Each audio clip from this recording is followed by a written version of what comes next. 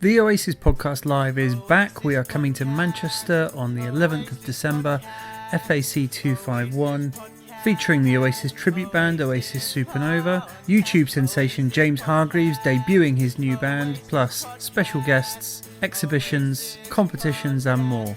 Get your tickets right now, eventbrite.co.uk, or hit the link in the description below. Alright, it's Liam. I want to thank everyone at the Oasis Podcast. As you were.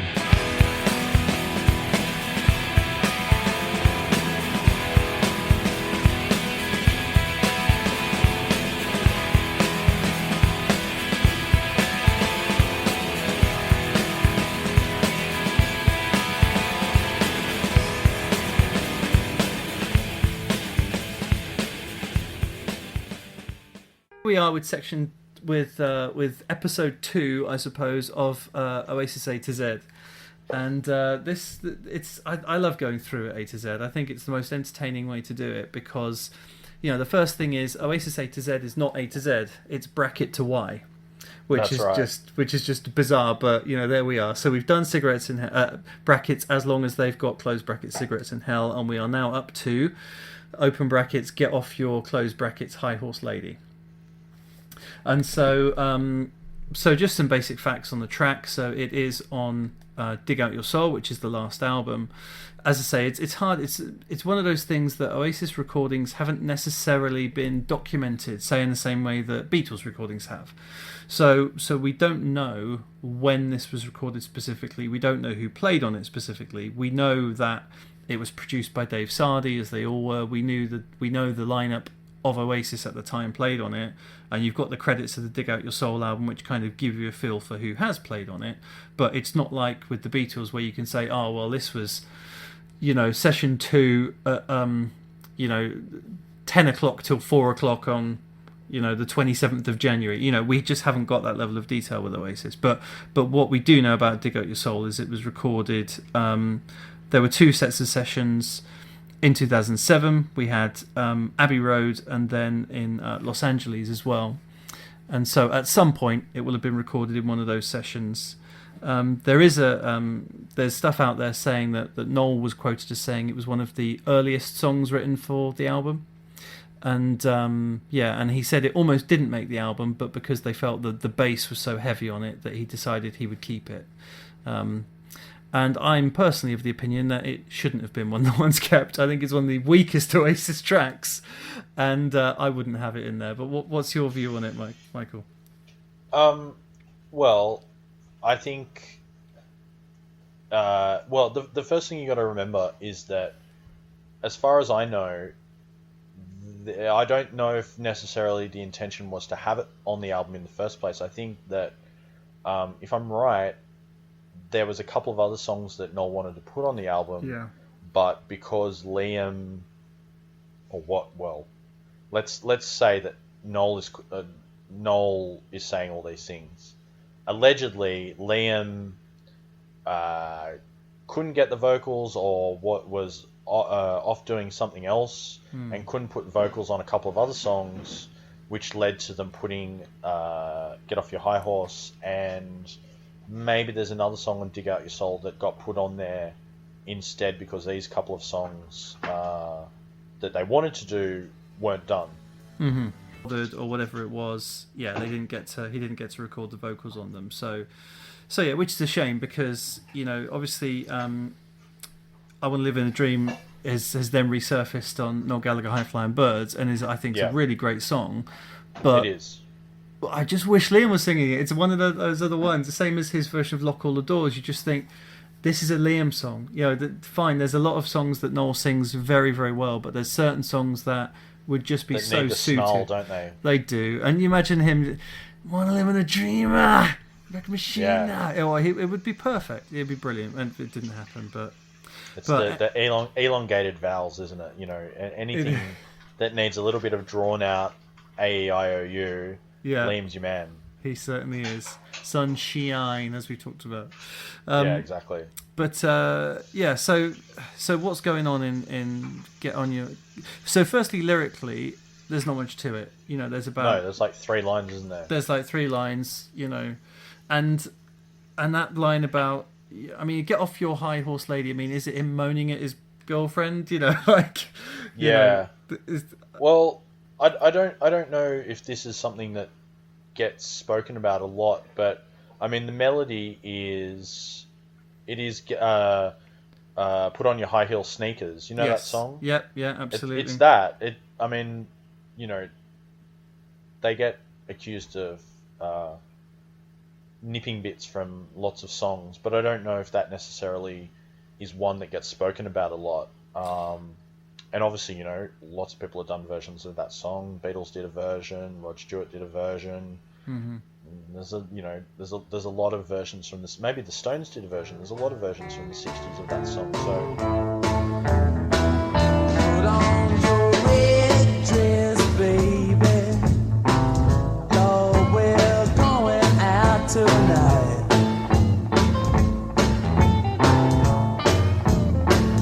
Put on your red dress, baby. Lord, we're going out tonight. Clearly, at some point, he's heard it, and you know, whether consciously, subconsciously, has used that kind of. Well, I mean, it's just a bit of a nonsense nursery rhyme kind of melody, anyway, isn't it? Yeah, yeah. It's just a classic blues, isn't it? There's not Yeah. a huge amount. You know, it's a classic blues sort of couple of lines, and you know, so you've got the verse, and then it just there isn't really a chorus, is it? It just then goes like No. lay down. Get off your high horse, lady. I don't need a ride tonight. Lay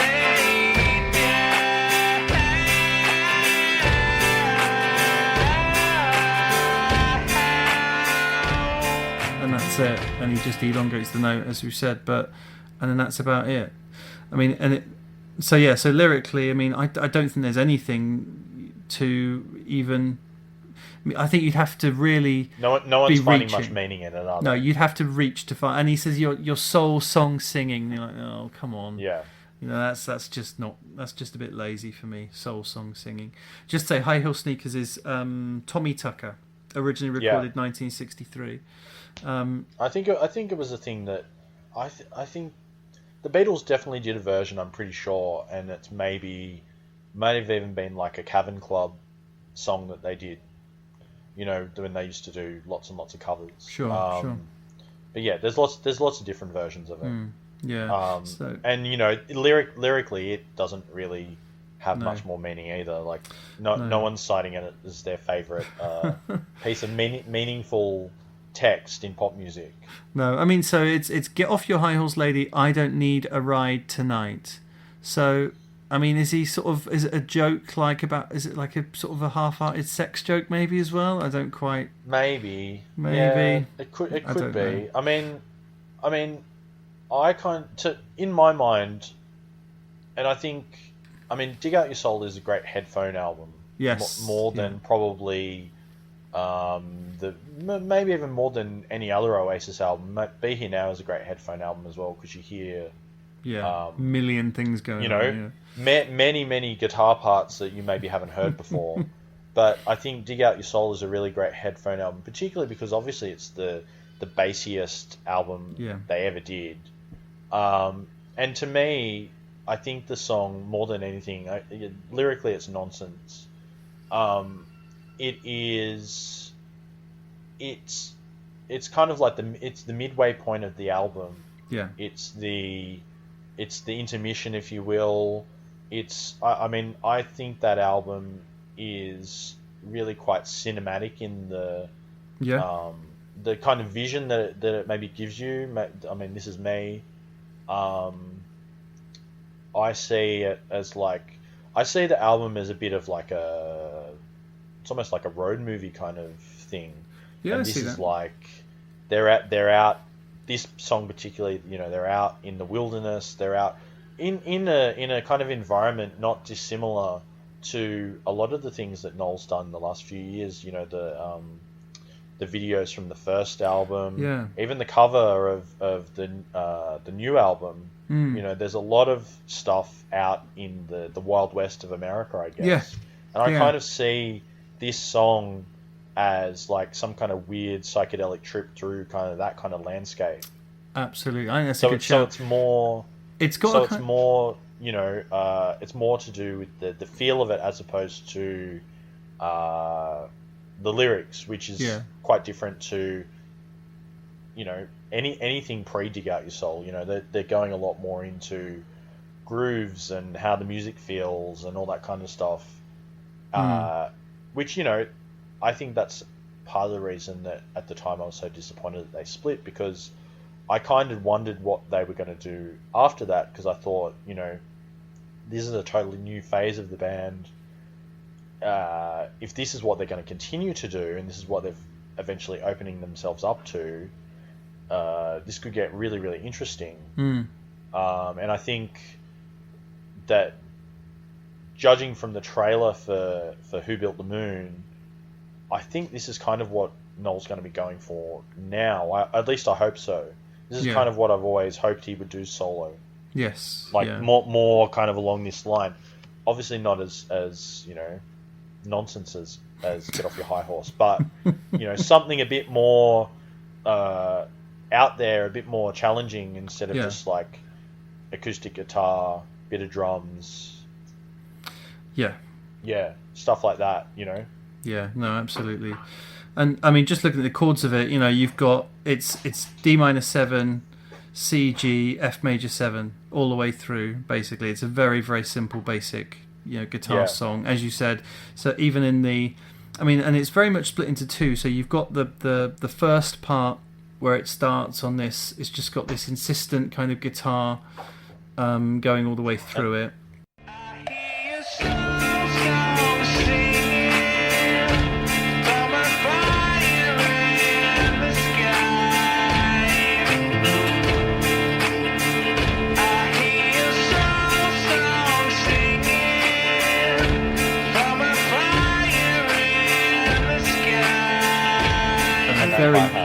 And a very basic. The hi-hat's really driving it. The hi-hat. There's just a big stomping bass drum in it, I think. Yeah. And that's about it. It just sort of plods along, and then you get that goes on for, I think it's about 1:40, and then it does then kick in. It just does kick in a bit more, and there is then. I mean, when they say it's a bass heavy, there's not a complex bass work in it. There's sort of no, not in this song. No, it's just sort of, there's a big bass just going along with that big bass drum that's playing, really. And so it's bottom heavy, but there's just not a huge amount going on, is there? And then there is that bit of like fitting in with like the Wild West side. There is that kind of percussion in there. I'm not sure what it is, but it's just something that sounds a bit kind of Wild Westy in the percussion, which is quite interesting. And then in the second half, it does then just kick in a bit more. So it's just got a bit more oomph to it in the second half, and then you've got Noel sort of backing that. He's kind of doing a waily sort of vocal in the background as well.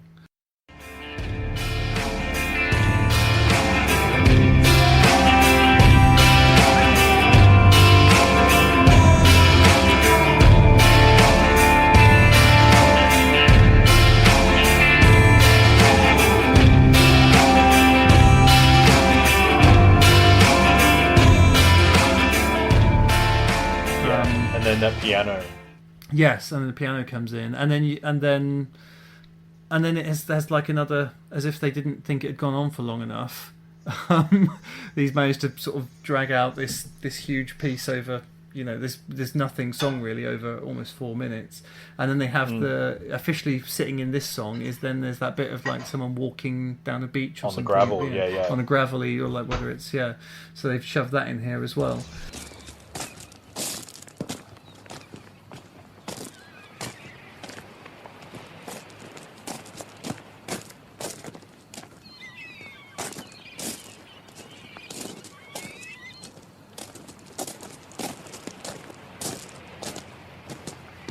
And then, as you said, this is the end of the first side of the album.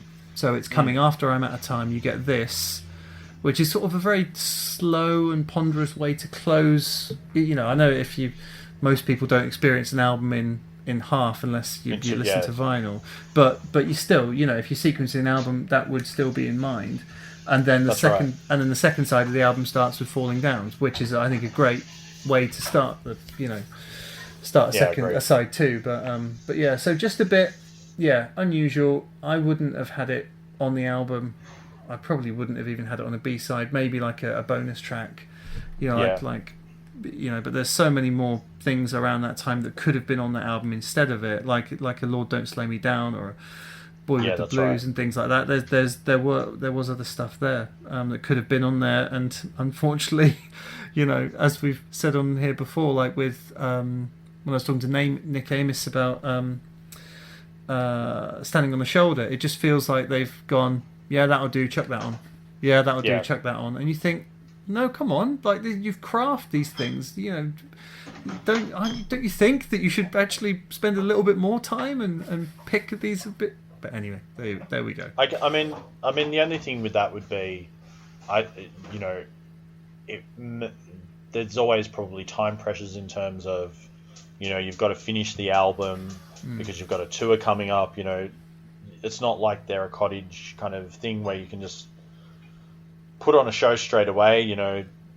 Their tours get booked for, so far in advance, and things have to get done before, got to get the album done, got to get, everything done. So maybe there was time pressures in that regard.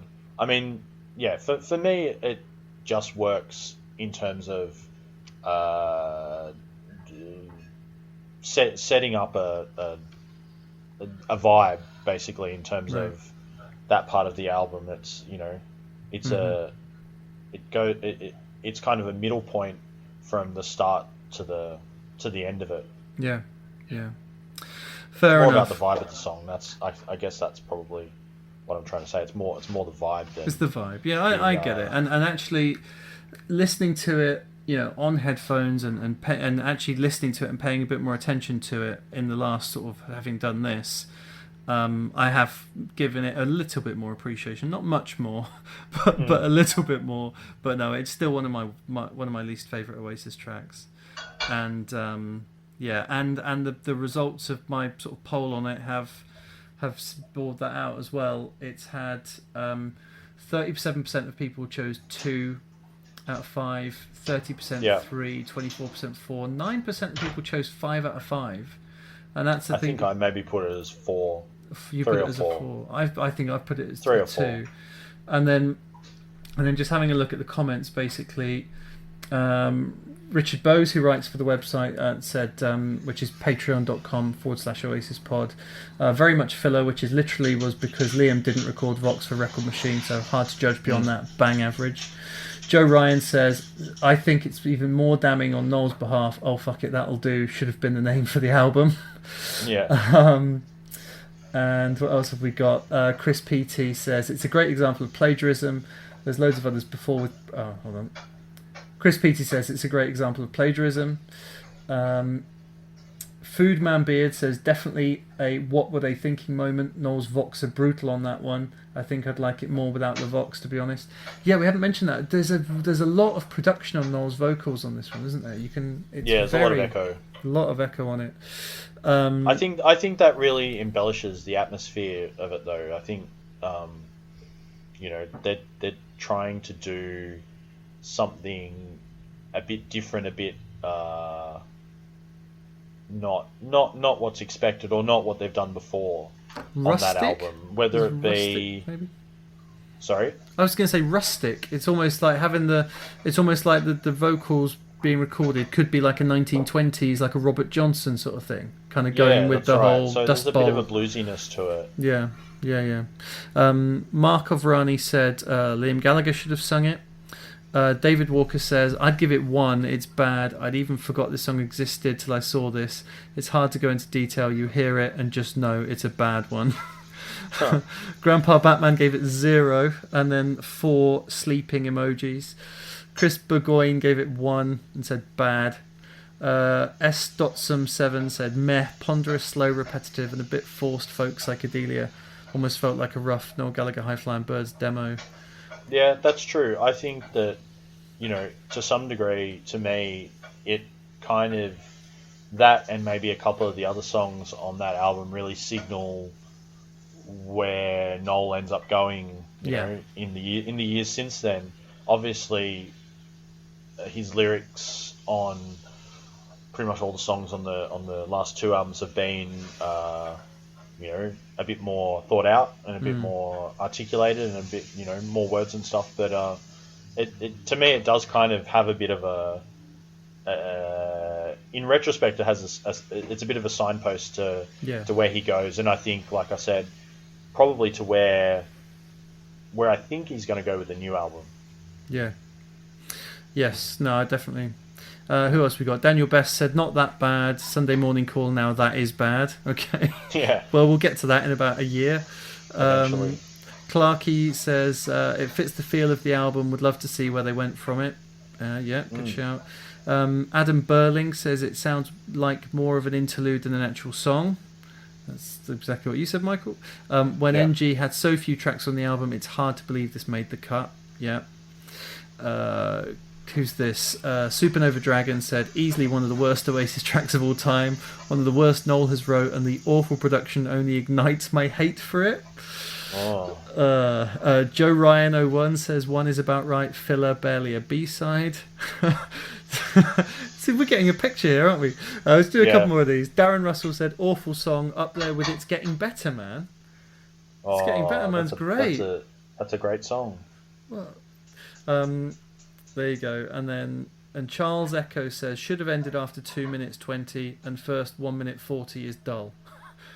Okay. So that gives us, about 40 seconds? I think I could have coped with just about 40 seconds of that song. Fair enough. Well, thank you so much, everyone, for those comments. I do really appreciate it. I'm sure there was a stack more when I was talking about this previously, when we were talking about Cigarettes in Hell. But, I think that gives us a good picture of where we are. So, good. All right. And the other thing you pointed me in the direction of that I'd forgotten about was the Devendra Banhart remix of it. Yes. Which I think is actually quite good. Yeah. And I think that, the other thing about Dig Out Your Soul, of course, is that really, like, in that era, that's really the only era of Oasis where they kind of embraced the idea of a remix. Like, they had all sorts of people remixing songs off that album, which, previously, of course, Noel was like, well, all these other bands fill their B-sides with remixes. You'll never get, like, remixes of Wonderwall and stuff like that. They were so anti that kind of that kind of way of presenting their songs. Yeah. And so for them to then embrace the idea of a remix, and I guess remixes by 2008 were so different to just adding adding a boom boom boom boom over it. It really showed that they were willing to give things a go that they probably weren't willing to give a go to before. Yeah. And there's some really interesting results. Obviously, the Amorphous Androgynous falling down, and Primal Scream do a really good remix of Shock of the Lightning. Right. But the Devendra Banhart one of Get Off Your High Horse, I think, it gives something more to that song than it probably even deserves, I guess. Yeah, it makes it's still, it's still got the same problems that the Oasis version has got. You're not going to change the song itself, are you? It's still going to have that. If you don't like that song, it's not going to change it. I just think he added a bit more to it and a bit more nuance to it, maybe, with his with his playing. So yeah, so let's have a bit of the Devendra Banhart version.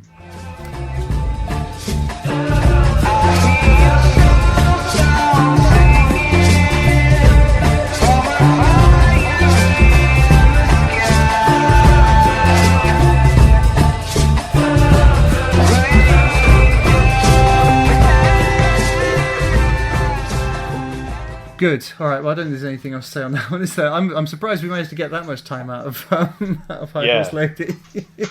And yeah, but thanks for taking one for the team. When I said we're going to do these A to Zs, and I'd like to actually talk to other people on it because it was me on my own on Cigarettes in Hell.